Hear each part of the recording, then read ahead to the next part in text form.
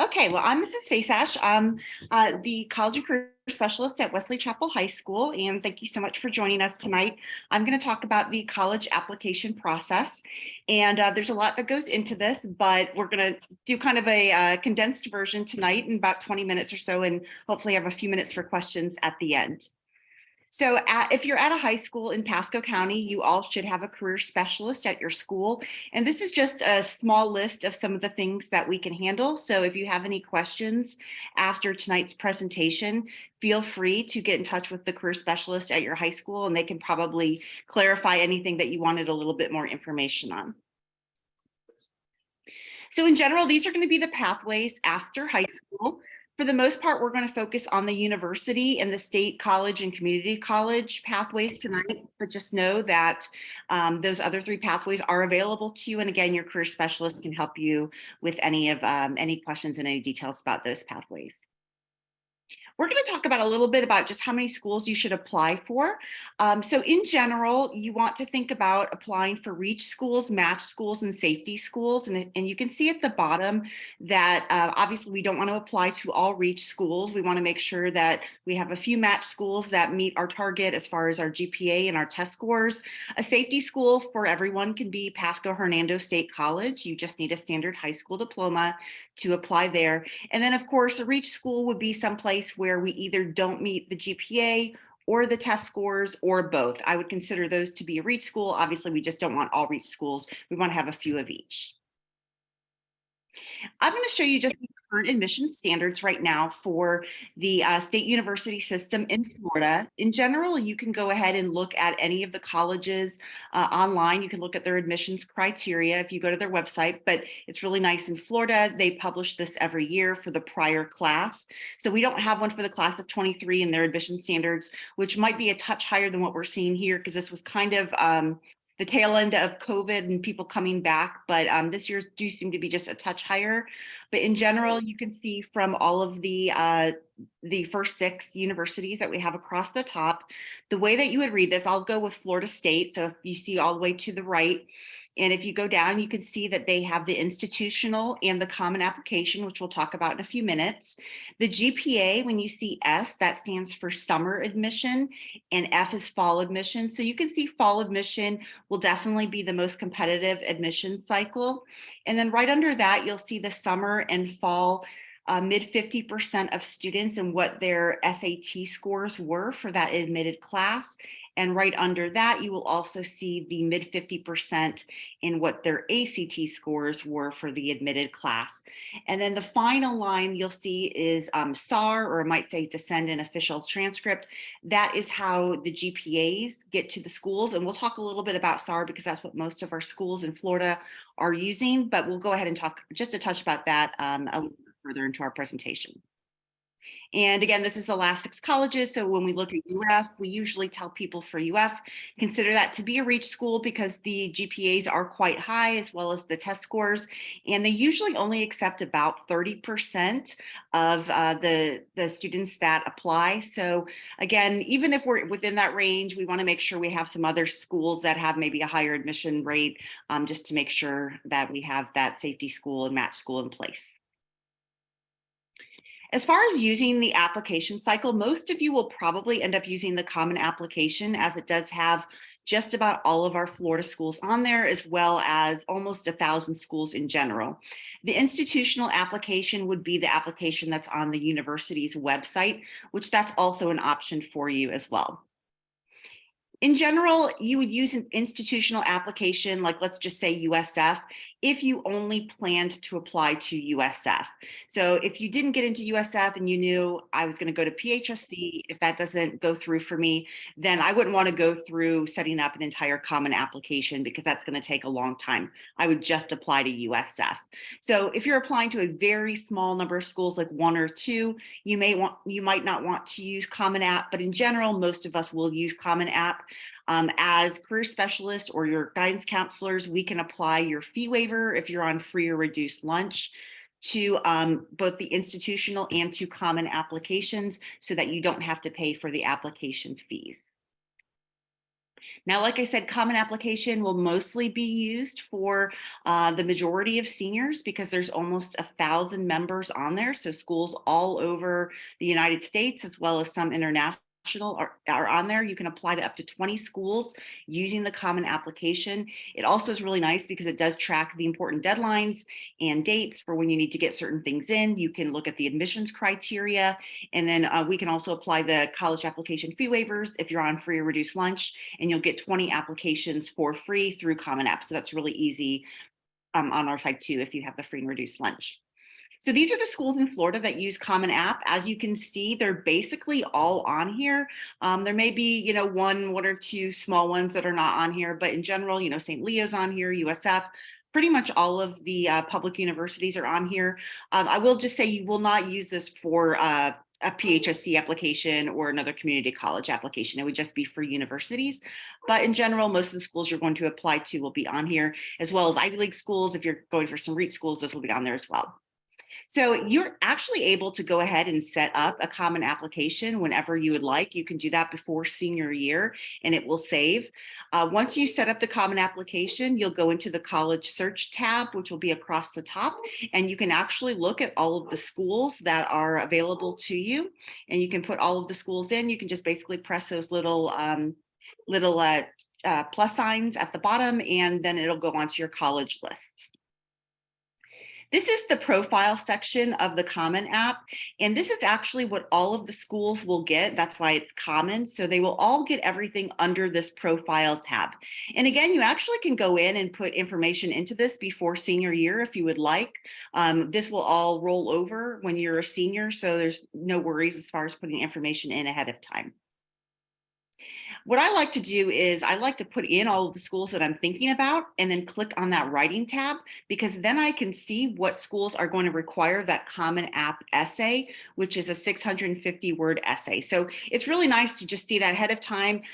Definitely FAMU and UF and FSU, they're the big ones that are going to require that essay. USF, UCF, UNF, they're not going to use the essay. So that is really good. This can change at any time, but in general, I would imagine that these will pretty much stick with what you see here. Once you do the Common Application section, you can go to the My Colleges tab. Now, this would be something that would be a look but don't touch until senior year, because senior year is when your application for the university will actually be open. So we can do anything under that Common App tab, anything under the College Search tab. Under the My Colleges tab, we can look at whatever we would like, but we wouldn't want to put any information in. But you can go through into each of the colleges. You can look at their individual questions.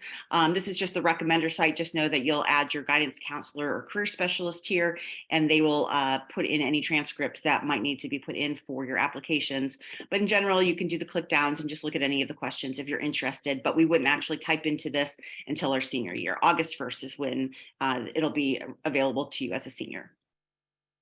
As far as which term to apply for, you will be asked if you would like to apply for, in general, it'll ask you if you want to apply for fall or summer. Some will consider you for spring as well, but in general, it'll be fall and summer. You can apply for fall and basically be considered for both fall and summer if you don't meet the fall criteria. The only school where that doesn't apply is Florida State. With Florida State, you have to choose a term, and that is the only term that they will look at you for. So you have to be pretty strategic with looking at their GPAs and the test scores of which you're going to most likely be admitted for, and then go with that one. But in general, all of the other schools aside from Florida State, you can put fall, and then you can be considered for all three.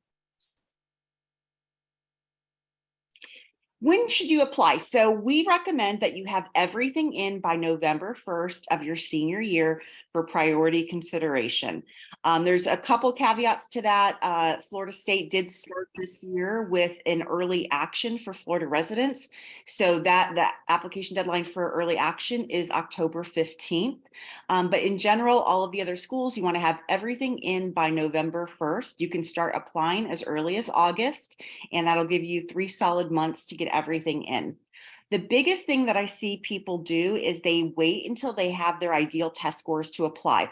We don't want to do that. We actually want to send our applications in as soon as possible our senior year and get them dated with that early application turn-in date. You can continue to send your test scores to them until November and December of your senior year, and they will continue to super score and update your application. But we don't want to wait until we get our perfect test score to apply, because we could end up waiting way long, and that could actually hurt our chances of getting in. A lot of the schools in Florida have what's called rolling admissions, USF, UCF, FAU, and UNF. There's a few others as well. And so if you get everything in August and September, even early October, you will beat a lot of the rush. And with rolling admissions, they actually will look at your application as you get it in. No one's going to get denied there. So, if your test scores aren't quite high enough, they'll just wait until more information comes their way. But if you do have everything, you could get a very early decision, which is really nice. And you can feel comfortable as you continue to wait for your other decisions to come through. Major, for the most part, does not matter for your college applications. A lot of people think, they can be strategic and put something they don't want to do and then change it over. I mean, you certainly can. That is definitely an option for you. But in general, the schools really don't look at the major in order to admit you, because they know that 60 to 70% of freshmen are going to end up changing their major. So they're really just admitting the class. And just to give you an idea of this, Florida State, one of their highest admitted was undecided. So it's fine if you don't know what you want to do. You certainly can put undecided.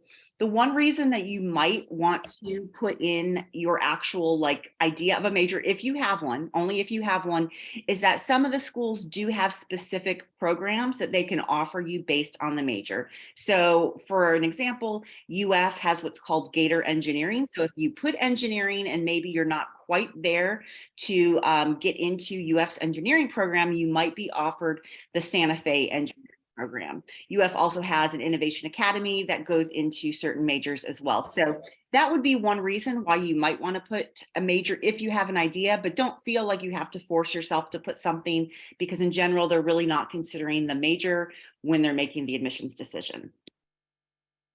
We talked about SAR just quickly earlier when we were looking at some of the application stats. So SAR is actually how students will report their transcript. In the past, it used to be where we would actually send the transcript to the colleges, but now they have all of the students self-reporting their transcript. So you'll actually get a copy of your transcript from my student or your counselor. And for all of the schools that you see listed, you will create a SAR account at the SAR website, which I have listed there, and you will actually enter in your entire transcript into SAR. And then you're able to also enter in the colleges that you want to receive your SAR transcript. And that's actually how they get your transcript now. So they don't actually see an official transcript until you go to their school. So whatever school you decide to do, you will send your final official transcript to that school. But you have to make sure you're very accurate on the SAR. Of course, if we're not, then there can be issues with getting our admission rescinded. But in general, this is really nice. It's something very good that all schools can use, kind of like a one-stop shop. The only one that does not use this is UCF. They've created their own version of SAR called Spark. So if you are going to be also applying to UCF, you'll have to potentially put in your transcript 2 different places. Really quickly about dual enrolled students, because this can be an area of confusion, but with dual enrollment, you actually are still going to be considered a first time in college freshman student as far as the admissions is concerned. So you're not going in as a transfer student. In order to go in as a transfer student, you actually have to have 12 hours of college coursework after high school graduation. So even if you have your AA, because that's one of the big ones that people bring up, even if you were to earn your AA in high school, you still are going to be looked at as a first time in college student or a freshman student. So you still are competing with basically what we saw earlier on in the program here with the GPAs and the test scores.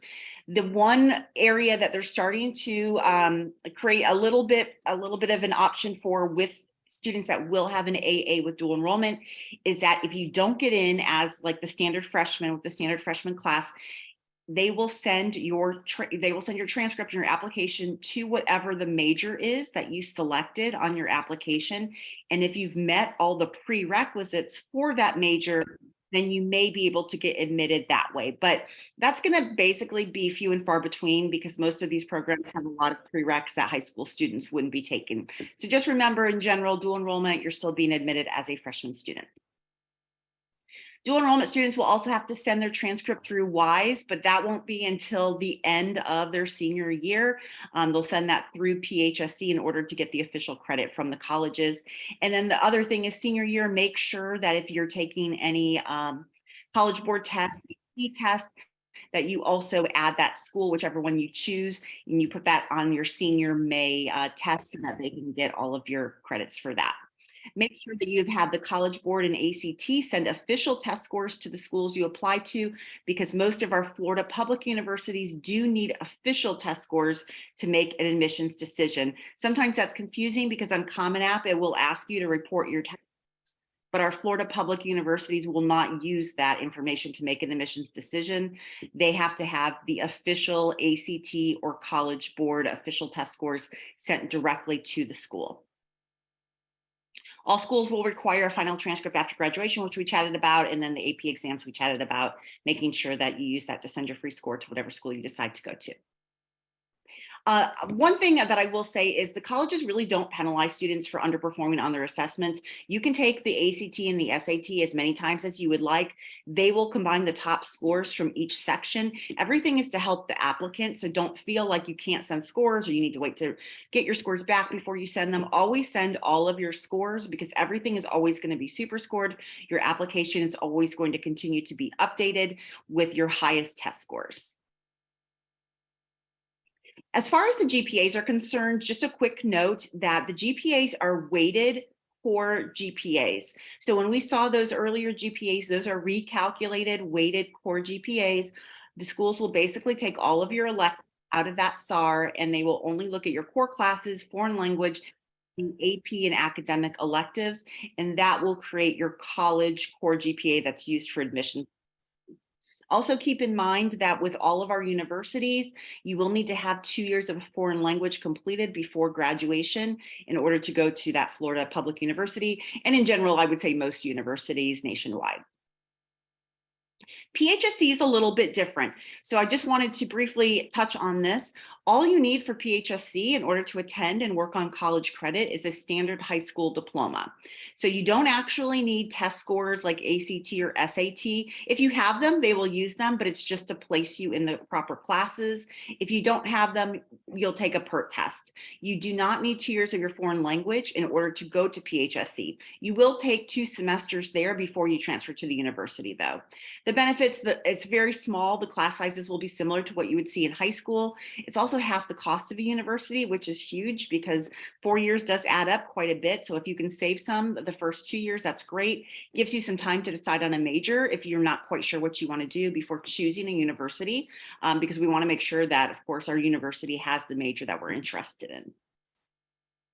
The 2+2 pathway with PHSC basically works with you're going to earn your 2-year AA degree at the state or community college, and then 2 years of working on your major coursework at the university. So those first 60 hours are just going to be your Associate of Arts degree. It's your gen ed requirements. You have to attend in those classes, and then you can transfer to the Florida University.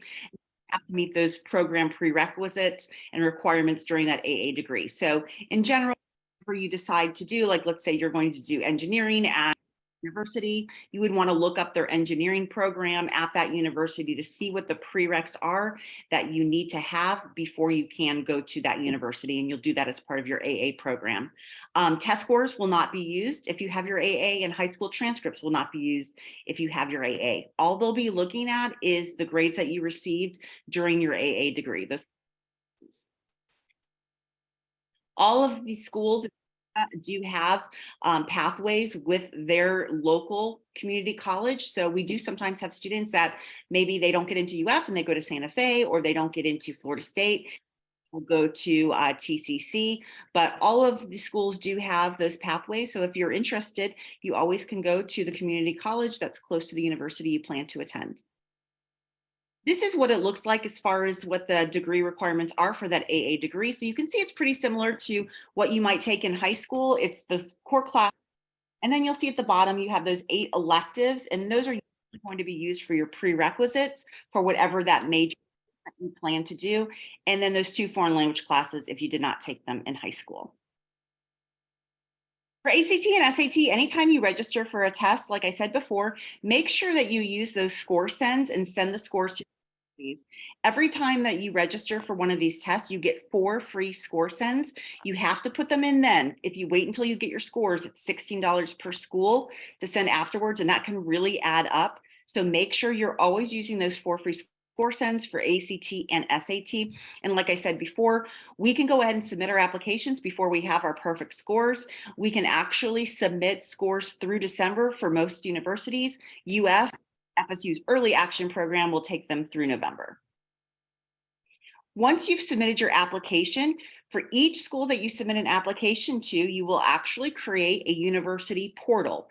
And on this university portal, so if I submit to USF and FSU, UF, I'm going to create 3 portals with those universities, and it will show me what they've received, if they've gotten my test scores, if they've linked my SAR, make sure they have my residency information, and also my admissions decisions will always be posted there. So it's really important after we do Common App that we go ahead and create that university portal. You'll always get an email, and then check that university portal to make sure that they have all pieces of our application in order to make that admissions decision. Because if something is missing, they won't be able to make a decision, and it'll just kind of be sitting there for a while until you add that final piece that you're missing. If you're applying to any school's early action, and this is mostly state schools, just know early action is not binding. You can apply to as many schools as you would like early action. That just means that you're getting your information in earlier to them. Your application starts in there earlier, and you will get an earlier decision, but it is not binding. Early decision is binding. You can apply to one school early decision, and basically what you're saying is, if I receive an admissions offer, I am going to this school. So that is a binding decision. You're supposed to withdraw your applications from all of the other universities, even if you haven't gotten decisions on those. So I usually tell people, do early action. I don't really recommend early decision because there's a lot of missing pieces as far as delayed scholarships, and you really don't know what the other schools are going to say. So early action is what I would say to looking at one of those. As we said, some of the schools will require an essay. The one thing that I will say with the essay is you're creating a personal narrative, and it should also reflect part of your application, but not what you've already put in your application. You want to make sure that you're not just restating the pieces and parts that were already in that application. You want to ask yourself, does this person know more about me now that they've read this? And then the big question is, could someone else have written this essay? If the answer is yes, then you need to go in and rework the essay some and personalize it more, because someone else should not have been able to write that same essay that you wrote. If that's happening, then it's probably a little bit too general. Honors colleges are something that you can also apply to. Just know that each of the schools, they have their own way of honors applicants. So some you will apply through Common App, you'll indicate, some you will have to apply after you've been accepted. Once you receive your admission offer, you have until May 1st in general your admissions decision.